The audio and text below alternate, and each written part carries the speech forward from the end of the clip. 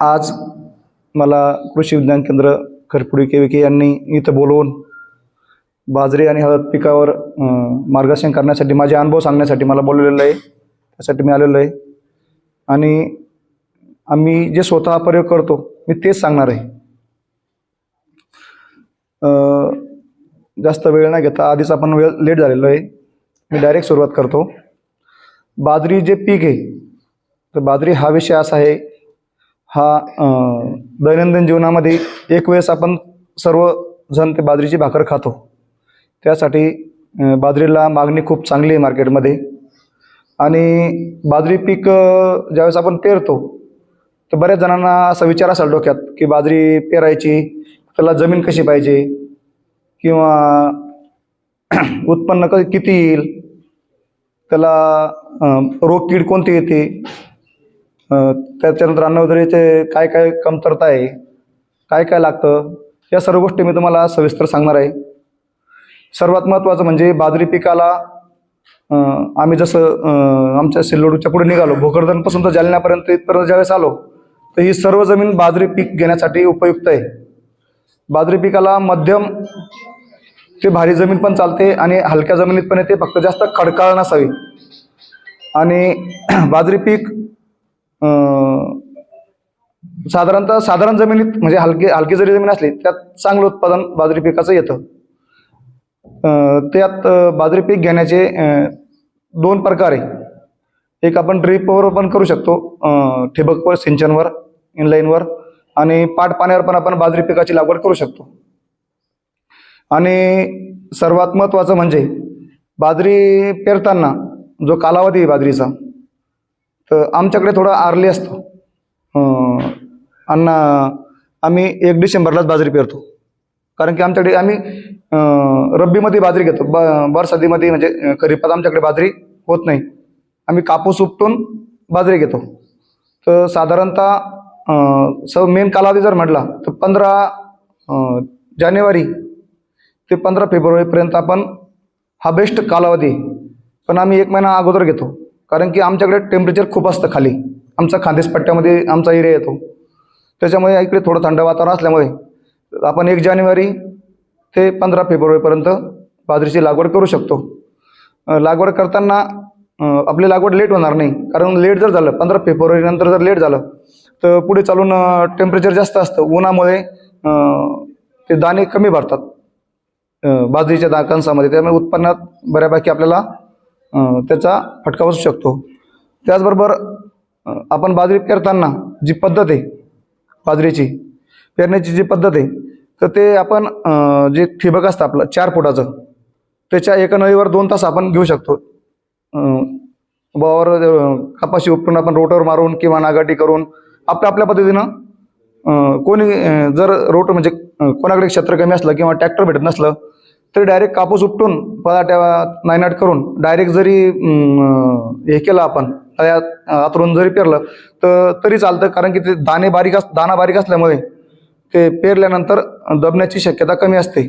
आणि शक्यतो पेरणीचे 2-3 प्रकार आहे. आता आमच्या भागात यावर्षी टोकनवर बाजरी पेरली. टोकन यंत्र जे सर्वांना माहिती असेल, मक्का, ज्वारी, बाजरी, हरभरा सध्या जे टोकन यंत्र वापरलं जातं, तर आमच्या भागात यावेळेस टोकन यंत्राने बाजरी पेरली. पण टोकन यंत्राची सेटिंग व्यवस्थित आली पाहिजे. कोणाची दाट झाली, कोणाची पतली झाली, तर त्यासाठी आपण डायरेक्ट ठिबकच्या याच्यावर 2 सऱ्यासुद्धा मारू शकतो आणि ड्रीपवर आपण 2 दाणे 3 दाणे एवढी लागवड करू शकतो. जास्त दाणे लागवड करायची नाही. जर दाट झाली बाजरी तर पुढे चालून उत्पादनावर त्याचा परिणाम, खूप मोठा परिणाम होतो. जेवढी पतली बाजरी राहील ती तेवढी बेट करते. एका बेटाला कमीत कमी 15 ते 20 फुटवे फुटतात. तर म्हणजे पेरणी करताना आपल्याला एकच काळजी घ्यायची आहे की दाणा, आपला बाजरीचा दाणा खोल जाणार नाही, ही सर्वात महत्त्वाचं आहे. जर दाणा खोल गेला तर जर्मिनेशन होत नाही. आणि त्यासाठी जर आपण पाट पाण्यावर पेरणार असेल तर फट्ट्या पाडून घ्यायच्या, रोटर मारून सऱ्या म्हणजे फट्ट्या पाडून घ्यायच्या, वळवून घ्यायचं क्षेत्र. वळवल्यानंतर ज्यावेळेस वापसा येईल त्यावेळेस आपल्याला बाजरी पेरायची पांबरीच्या साह्याने किंवा टोकन यंत्राच्या साह्याने.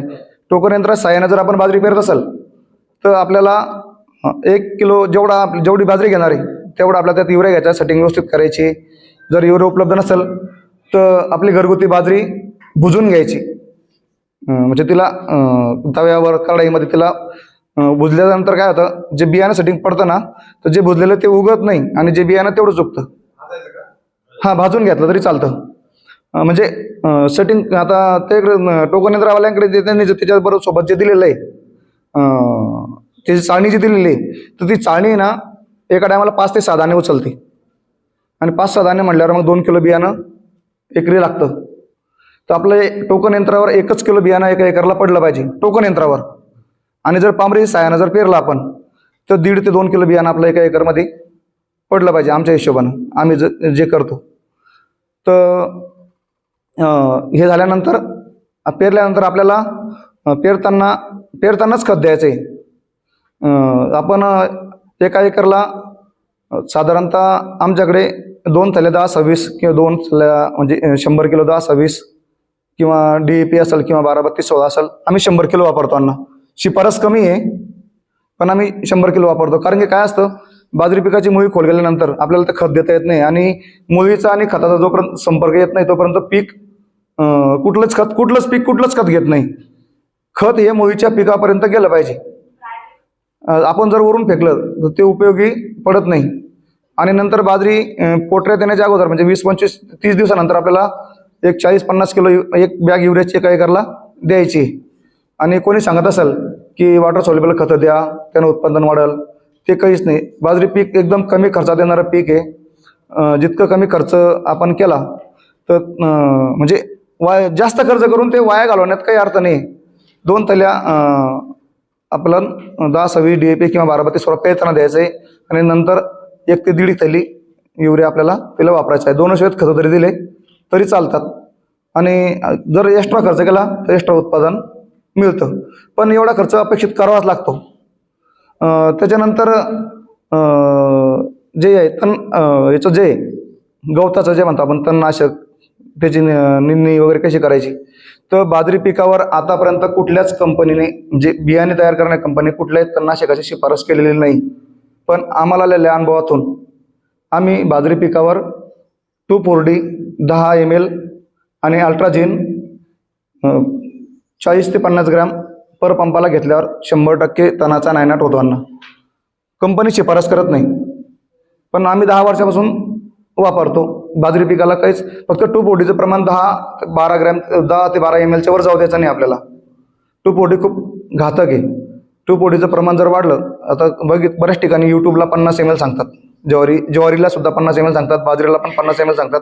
50 ml मारायचं नाही. जर तुम्ही 50 ml मारलं, गवत जातं, पीक थोडं वाकडं होतं, नंतर सुधारतं, परंतु त्या 2,4-Dचा परिणाम हा आपल्याला पुढच्या पिकाला जाणवतो. जर कापूस वगैरे आपल्याची पिकं घेत असलो तर कापूस पीक नंतर पुढच्या वर्षी खरीपामध्ये 2,4-D त्या पुढच्या पिकाला घातक होतं. आम्हाला आलेला अनुभव आहे.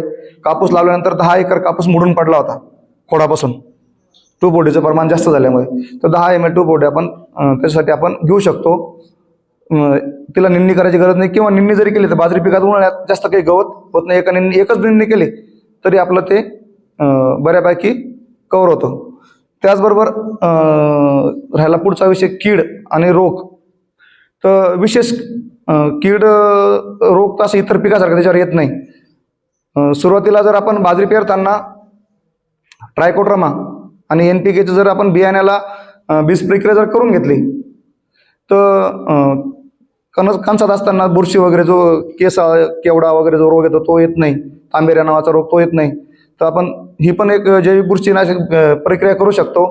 त्याचबरोबर आपण रोको ची पण आपण हे बीज प्रक्रिया रासायनिकमध्ये करू शकतो. पण ट्रायकोड्रामा आणि NPK जर केले तर आपल्यासाठी ते फायदेशीर ठरतं. किंवा जर बीज प्रक्रिया होऊन गेली तर आपण ज्यावेळेस बाजरी पीक साधारणतः 2.5-3 फुटाचं होईल, 2.5 फुटाचं 1.5-2 फुटाचं होईल, त्यावेळेस एखाद्या वेळेस लष्करी अळी म्हणजे जी पानं खाणारी अळी असते ती अळी बाजरी पिकावर येते. तर त्या अळीच्या बाजरी पिकाचं आपण एक कुठलंही कीटकनाशक, इमामॅक्टिन असेल किंवा क्लोरोपायरिफॉस असेल. क्लोरोपायरिफॉस थोडं हार्ड होतं उन्हाळ्यामध्ये, पण इमामॅक्टिन सॉफ्ट आहे. इमामॅक्टिन आणि त्यासोबत आपण रोको म्हणजे खालून प्रक्रिया झाली नसेल तर आपण एक बुरशीनाशक आणि एक कीटकनाशक घेऊन वनराचे नुकसान आहे ते आपण टाळू शकतो. त्याचबरोबर बाजरी जे तर आपल्याला उत्पादन पण देते आणि त्याचा जो चारा आहे, चारासुद्धा आपण चांगल्या पद्धतीने तो आपल्या जनावरांना उन्हाळ्यामध्ये हिरवा चारा तो आपण कुट्टी करून वगैरे आपण ते ठेवू शकतो. तसंच बाजरीत एक सांगायचं राहिलं, जे अंतर आहे पेरताना ठिबकच्या नळीवर 2 तासातलं अंतर 24 सेंटीमीटर ते 30 सेंटीमीटरपर्यंत आपण ठेवू शकतो, म्हणजे 2 तासातलं. आणि याच्यातलं अंतर आहे 10 सेंटीमीटर, म्हणजे 1 बिल्ला 1.5 बिल्लाच्या हिशोबाने आपला दाना पडला पाहिजे. ड्रिपवर जरी लागवड केली तरी चालते. आणि टोकन यंत्राने पेरताना जर राहिलं तर आपण त्याला आपल्याला 6 ते 8 दाते लावायचे, 12 दाते लावायचे नाही. त्याचबरोबर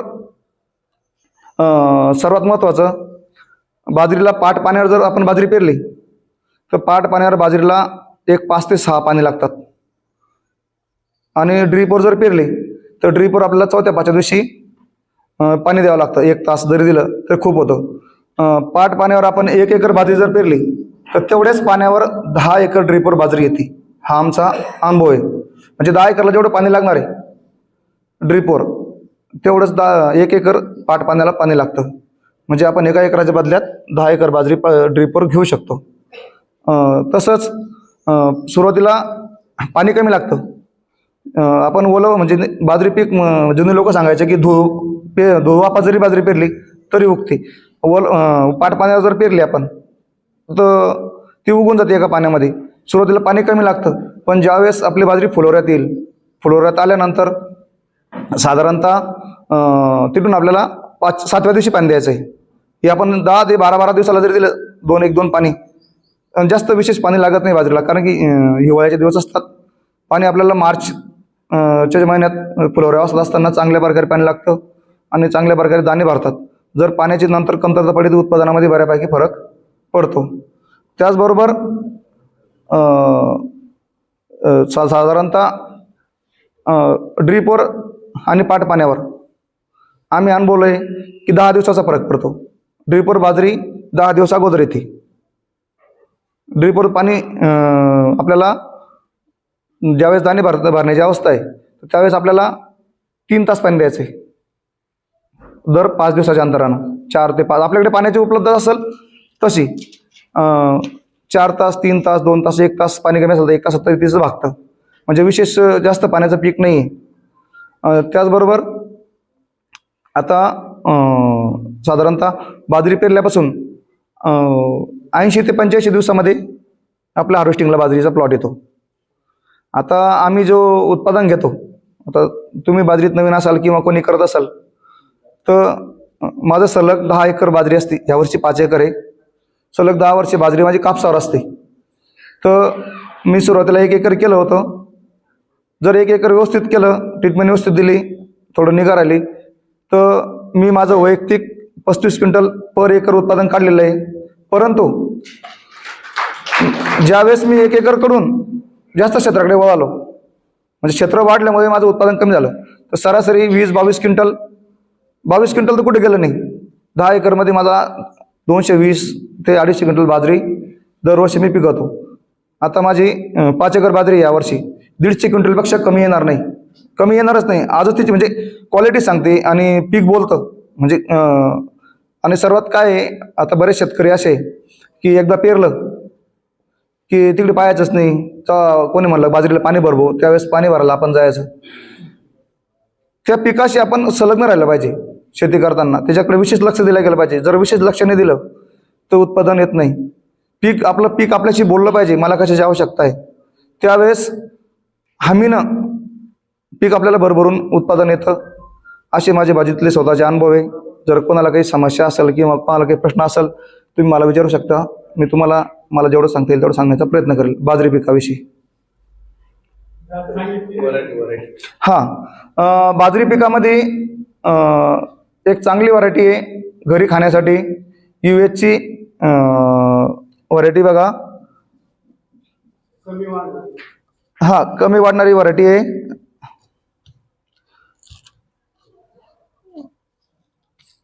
7711 US ची 7711 आहे. त्याच्यानंतर न्यू जीन सीड विकास नावाची व्हरायटी घरी खाण्यासाठी चांगली, उत्पन्नासाठी पण चांगली आहे. त्याच्यानंतर महोदयाची 312 ही पण व्हरायटी उत्पादनासाठी चांगली आहे. धान्या सीडची 7872 ही पण व्हरायटी चांगली आहे. टाटाची 739 नावाची व्हरायटी, US 7711 हो. त्याच्यानंतर विकास नावाने व्हरायटी कुठे महाराष्ट्रात कुठे उपलब्ध होणाऱ्या व्हरायटी, US ची जे विकास नावाने व्हरायटी आहे ती, हा नाही न्यू जीन्स सीडची विकास. त्यानंतर महोदयाची 312,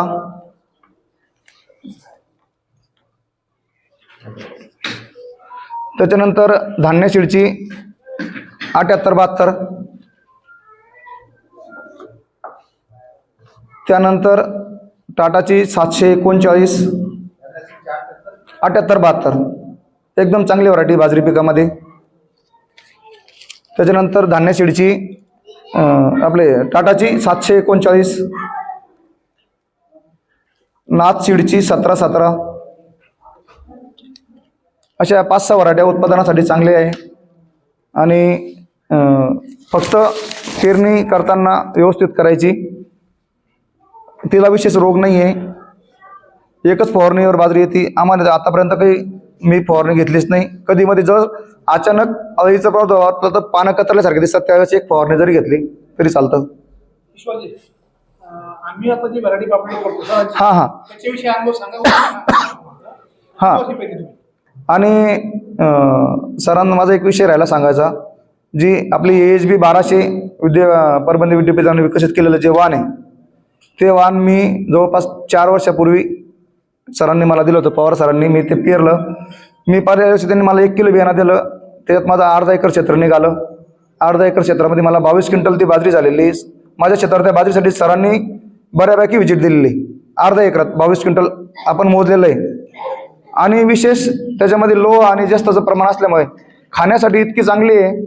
ज्यावेळेस आम्ही त्याचे डेमोटेशन दिले सर, आपल्या केविकेतून सुद्धा मला बऱ्यापैकी फोन आले त्या बाजरीसाठी. आणि ती बाजरी त्यात लोह आणि जास्त असल्यामुळे प्रॉपर ती बाजरी शहरातून, संभाजीनगर शहरातून माझ्याकडून येऊन काही अधिकारी लोक असतील किंवा आमचे नातेवाईक असतील, आम्ही त्यांना सुरुवातीला 1-2 किलो सॅम्पल दिले. त्यांनी ते खाल्ले. सर तुम्ही म्हणशाल काही पण सांगतो, 60 रुपये किलो सर माझ्याकडून ते घेऊन गेले. ती बाजरी AHB 1200 किरकोळ विक्रीसाठी. साधारणतः ठोक विक्रीमध्ये मी तिला 40-42 रुपये किलोनं विकलेली आहे.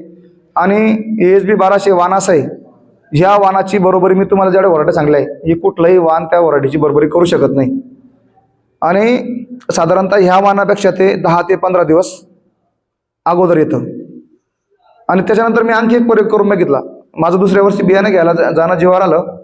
मी घरातलंच पेरलं. पण म्हणजे तेच काढलं, पिशवीतून पेरलं. त्याचंही उत्पादन चांगलं आलं. जास्त वाढत नाही आणि दाना पण जाड आहे, दिसायला क्वालिटी पण चांगली, खायला एकच नंबर डायरेक्ट. आम्ही तीच बाजरी खातो कंटिन्यू घरी. हां. आणि आता तुम्हाला बाजरीचा विषय जर कोणाला काही विचारायचं असेल तर विचारा, नंतर मग हळदीचं.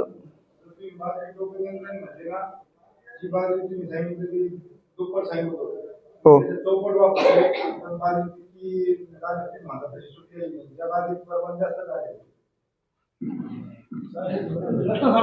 प्रश्न समजला नाही नेमकं.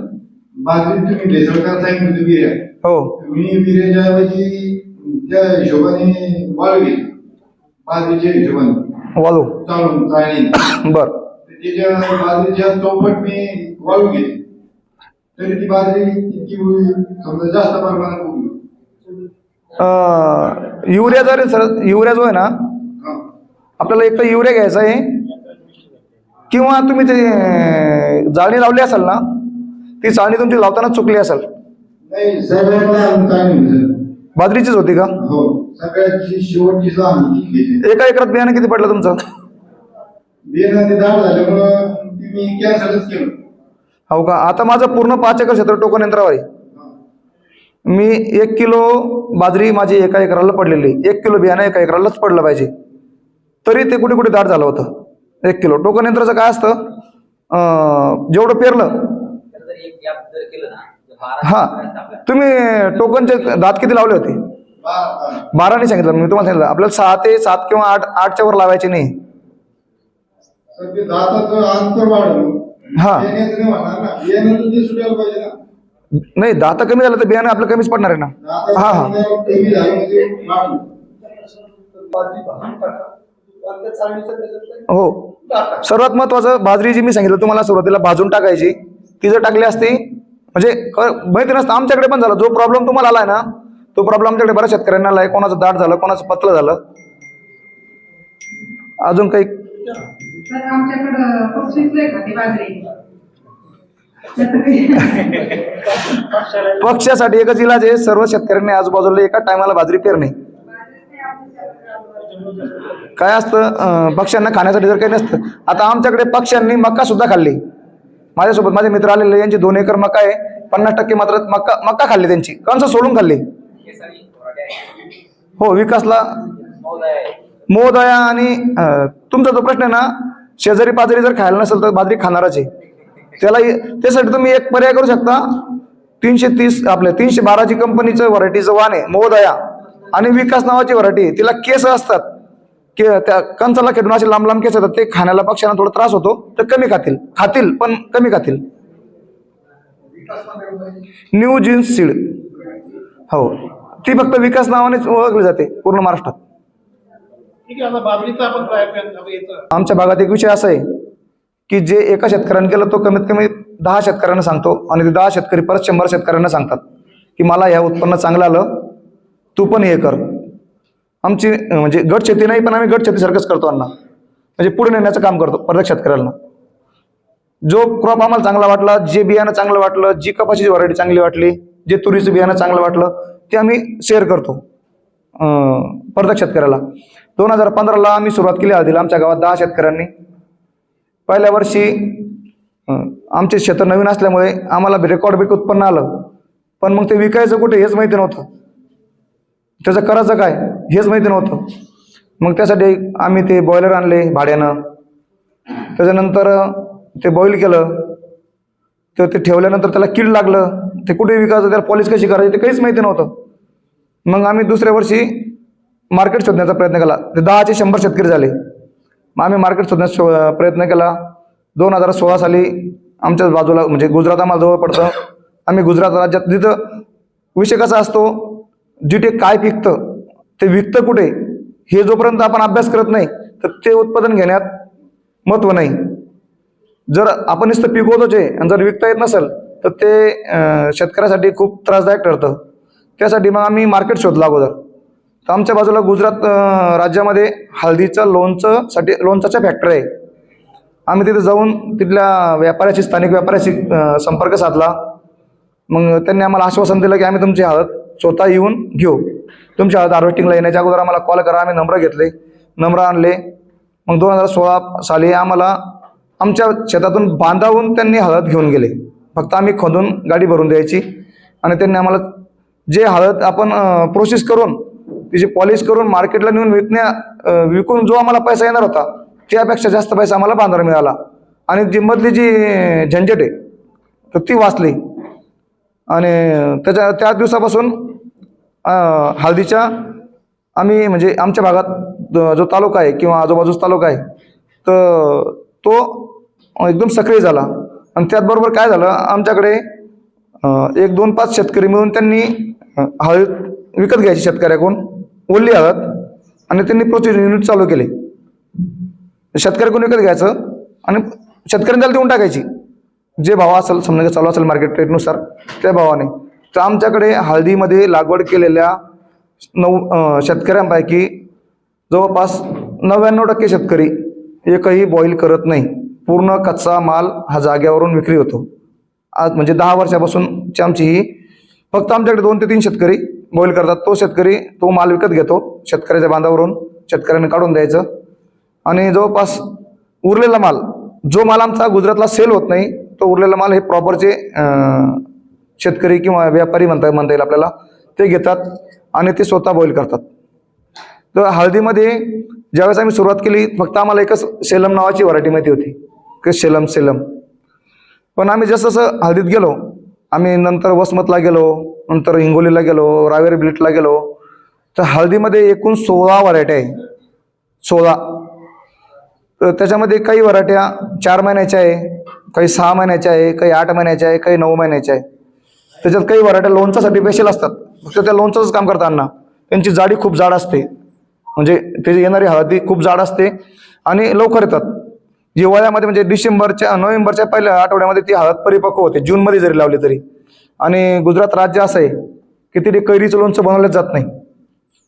सर्वात जास्त आंबा केसर गुजरातमध्ये येतो, सर्वात आंब्याच्या धंदा गुजरातमध्ये जास्त आहे, पण ते लोक आंब्याचं लोणचं नाही खात, ते हळदीचं लोणचं खातात. तर जवळपास महाराष्ट्राचा नाही काही म्हणलं तरी 70% मला गुजरातला लोणचाच्या कंपन्यासाठी सेल होतो आमच्या माहितीनुसार. तर हळदीमध्ये लोणच्याच्या वेगळ्या व्हरायटी आहे. असं करत असताना आम्ही प्रगती नावाची एक व्हरायटी आहे, त्याच्यानंतर राजापुरी आहे, कडप्पा आहे, बैरम आहे, सेलम आहे, चन्ना सेलम आहे, वायगाव आहे, अशा अनेक व्हरायटी आहे. तर सर्वात चांगली व्हरायटी असेल तर सेलम आहे. सेलमचे सर्व व्हरायटी, सर्व हळदांना सेलमच्याच नावाखाली विकल्या जाते. व्हरायट्या भरपूर आहे, पण सेलमच्याच नावाखाली सर्व हळद विकल्या जाते. तसं राजापुरी पण चांगली व्हरायटी आहे, पण सेलमला जे मार्केट आहे ते कुठल्याच हळदीला मार्केट नाही. सेलममध्ये 3 प्रकार आहे. जे रावेर बेडची सेलम आहे ती लांब असते, तिची शेंग जे आहे ते 1 बिल्लाची असते, म्हणजे साधारणतः 10 ते 12 इंचाची, 10 इंचाच्या जवळपास, कमीत कमी 6 इंच आणि जास्त जास्त 10-12 इंचापर्यंतचं एक फिंगर असतं. आणि राजापुरीची साईज 4 इंचापर्यंत असते, पण जाड खूप असते. प्रगतीचं तसं असतं, जाड खूप असते. म्हणजे व्हरायटी ओळखायच्या कशा ते सांगतो मला. तर हळद लावताना साधारणतः बेड पाडून, जसं आपण अद्रक तुमच्याकडे होत असेल किंवा मला त्यावेळी आयडिया नाही, पण बेड पाडून बेड पद्धतीवर, जसं मी तुम्हाला सांगितलं की ड्रीपवर 2 नळ्या, तसं बेडवर 2 लाईनीत आपण हळद लागवड करू शकतो.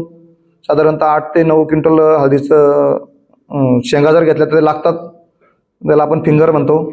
आणि बंडा त्याला गट्टू असतो, तर गट्टू हा 12 ते 14 क्विंटल एका एकरला गट्टू लागतो.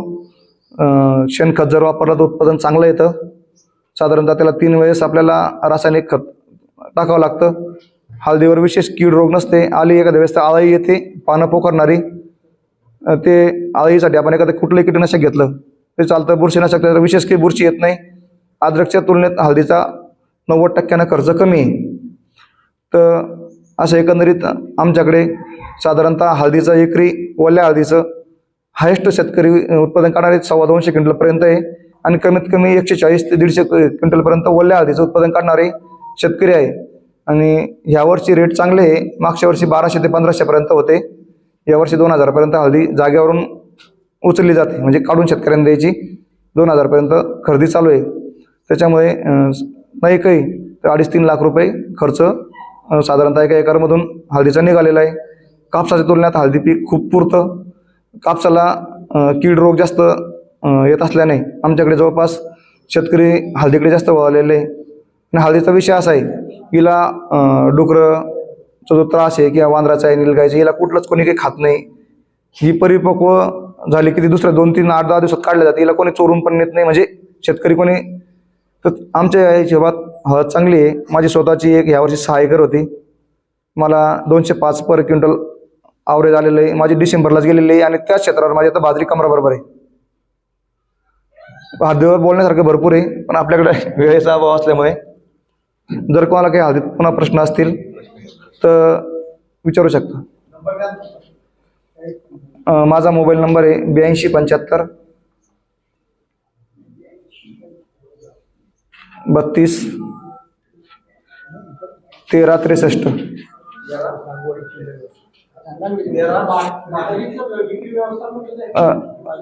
8275 32 13 63. हां, हळदीचं लागवडीचं जे जर पाणी उपलब्ध असेल तर आपण तिला 1 मे पासून लागवडीला सुरुवात करू शकतो. जर पाणी जर उपलब्ध, तर वरच्या पाण्यावर आपण ज्यावेळेस वरचा पाऊस पडतो त्यावेळेस आपण जूनमध्ये त्याची लागवड करू शकतो. हां, मे जून जुलैपर्यंत सुद्धा करू शकतो तिला. हां, मे जून जर पाऊस लेट झाला आपण जुलैमध्ये सुद्धा त्याची लागवड करू शकतो. तिथून त्याच्यापेक्षा आधी करता येईल एप्रिलमध्ये काल क्षेत्र फवारणी मला एप्रिलला करता येतं का पाणी असतं एप्रिलला पाणी जर असेल तर एप्रिलला करता येतं, पण जर्मिशनवर थोडा प्रॉब्लेम होतो. कसं आहे, निसर्गाने जे सूत्र लावून दिलेले आहे त्यानुसार जर आपण पिकाच्या त्याच्या कारण की ते ओपन पीक आहे, आपण ज्या इतर शेती जे आहे संरक्षित शेतीमध्ये करू शकतो निसर्गाच्या विरुद्ध जाऊन, पण निसर्गावर अवलंबून जर राहिलं तर त्या कॅटेगरीनुसारच आपल्याला ते पीक घ्यावं लागणार आहे. तर तुमच्याकडे कोणती जात? माझ्याकडे प्रगती आणि सेलम 2 व्हरायटी आहे. किती दिवसाचा क्रॉप आहे? हा, प्रगती जो आहे तो 6 महिन्याची व्हरायटी आहे. म्हणजे लागवडीपासून तर हार्वेस्टिंग पर्यंत 6 महिन्यात आपल्या शेताच्या बाहेर पीक निघतं. सेलम जी आहे तिला 9 महिने कंप्लीट लागतात. हा, आणि प्रगती फक्त लोणच्यावर विकली जाते, तिचं हळद पावडर बनत नाही.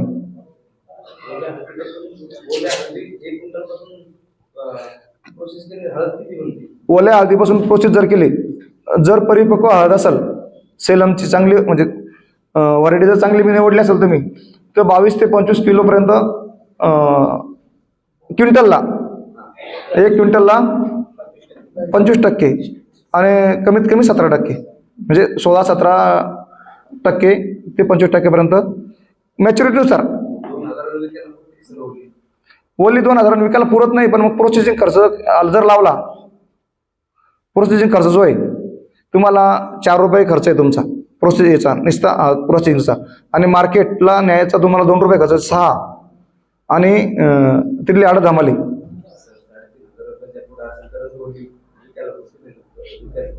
नाही, ह्या वर्षी भाव आहे म्हणून तुमच्या लक्षात आलं का? ह्या वर्षी भाव आहे, ह्या वर्षी मार्केटमध्ये भाव आहे. 7,000च्या वर हळद जात नव्हती, 12,000, 7,000, 11,000. असंच बोला, येतोय आवाज सगळ्यांना. 3,500 रुपयाचा ओल्या हळदीचा भाव कुठेच नाही. आता आम्ही कालच सांगलीहून जिथं हळद विकलं जातं तिथून आम्ही 22 रुपयामध्ये 25 टनच्या 2 गाड्या लोड करून गुजरातला पाठवल्या. माझा हळदीचा बिझनेस म्हणजे खरेदी पण मी करतो. हा, मार्केटला देण्यासाठी 3,000 रुपये मागत होते, 4,000 ने गेले, 40 रुपये किलो. हो, आणि असे सुद्धा जवळपास 12,800 रुपये भेटले. 30 गुंठ्यामध्ये बेना आणि ते 3.5 लाखाचे गेले, 100 होते तर ते 2 लाख झालेच नाही सर. नाही, तुमचं म्हणणं बरोबर आहे. बेण्यावर हळदीला बेनं महाग विकलं जातं. सलग 500 क्विंटल माल विकणं आणि सलग 50 क्विंटल बेनं विकणं याच्यात खूप जमीन आसमानचा फरक आहे. मागच्या वर्षी 100 क्विंटल निघली होती ओल्या, हो, तर त्यापासून आपल्याला 3.5 लाख रुपये झाले झाले. बरोबर. म्हणजे 2,000 जर विकले असते हा, तर त्याच्यातून आपल्याला फक्त 2 लाख रुपये मिळाले असते. झालं तुमचं. आता याच्यात तुम्हाला उत्तर सांगतो मी. तुम्हाला बेण्यावर विकण्यासाठी तुम्हाला मार्च एप्रिलपर्यंत थांबायचं आहे. आमचं नोव्हेंबरला शेत खाली होते. लक्षात आलं तुमच्या? नाही, सेलमचं नाही होत. हां, आमचं नोव्हेंबरला शेत खाली होतंय, त्यात आमचा दुसरा क्रॉप येतो, आमचं तेवढे भर निघून जाते आणि पीक फेरपालट होते. सेलमचं आपल्याकडे 3 एकर क्षेत्र आहे. अच्छा. ते आणखी या महिन्यात पण खाली होत नाही. नाही, तुमची सेलम 15 मार्चला तुमचं हार्वेस्टिंगला येईल, 15 मार्च ते 30 मार्च दरम्यान. 20 जानेवारीला पाणी बंद. हां, तरी तुम्हाला 15 मार्चला तुम्ही ते खाली करू शकता. आणि कसं असतं, तुम्ही जे 3,500 बेनं विकलंय ना, त्यावेळेस मागच्या वर्षी बेनाला रिक्वायरमेंट जास्त होती, उत्पादन कमी होतं, मार्केट स्थिर नसतं. आता मागच्या वर्षी मी 2800 रुपये जागा दिलेलं आहे मागच्या वर्षी, यावर्षी 2,050 दिलेलं आहे. जसं लागवड असते ना, हिचा फिक्स भाव नसतो हळदीचा. लागवड कमी झाली की रेट वाढतात, लागवड जास्त झाली की रेट पडतात, अशातला विषय. यावर्षी 1,200 रुपयापर्यंत हळदीचे रेट गेले होते, आता 25 रुपयापर्यंत रेट आलेले आहे. आम्ही 22 रुपयाने घेतला, 2 रुपये ट्रान्सपोर्ट, 24, 1 रुपया कमिशन, 25 रुपयात आम्ही माल पोच दिलेला आहे. तुमचं म्हणणं आहे की मग ओली हळद विकण्यापेक्षा प्रोसेसिंग करून विकलं तर आपल्याला पैसे हेच करायचं. हो, आता सर यावर नाही, काही मालाची प्रोसेसिंग केली चांगलं, पण त्यांचं काय म्हणणं आहे की आमचं शेत लवकर होतं. नाही, तुमचं झालं प्रोसेसिंग करणं. आज तुमच्याकडे 3 एकर क्षेत्र आहे, कोणी 1 एकरवाला असणार आहे, कोणी अर्धा एकरवाला असणार आहे. त्यांना ते बॉयलर आणणं, काड्या जमा करणं, फट्टे करणं, त्याला हात मारणं. नाही, तुमचं झालं म्हणणं, पण प्रत्येक शेतकऱ्याला तुमची लाईन असेल किंवा तुमची ओळख पाळख असेल, इतकी बाकी शेतकरी नाही करू शकत ना. आपण डिसिजन आपण घेऊ शकतो ना. हो. किंवा प्रक्रिया करायची. जमीन त्यानुसार आपण हा करायची सोय करतो. तो सर्वात महत्वाचा प्रश्न विचारला काकांनी. हळदीला जमीन फक्त जास्त पाणी तुंबणारी नको, चुनखड, फक्त चुनखड जमीन नको. पाणी 2-3 दिवस तुंबलं तरी चालतं. म्हणजे निचरा होणारी जमीन पाहिजे. उतराच्या दिशेने हलकी भारी बी जमीन चालते, भारी बी चालते, काळीची चालते. फक्त चोपण जी म्हणतो आपण खारवट ती चालत नाही. आणि चुनखडमध्ये थोडं उत्पादन कमी येतं. हलकी चालते. जूनच्या शेवटपर्यंत तरी चालते. 15 जुलै 20 जुलैपर्यंत लागवड केली तरी चालतं. नाही, व्हरायटी निवडावर आहे तुमची. तुम्ही जर कमी दिवसाची व्हरायटी निवडली, जिथून लागवड केली तिथून तुमची 6 महिन्यात प्रगती निघणार आहे. आणि सेलम लागवड केली ती तुमची 9 महिन्यात निघणार आहे. प्रगती 6 महिन्यात. राजापूरला 8 महिने लागतात.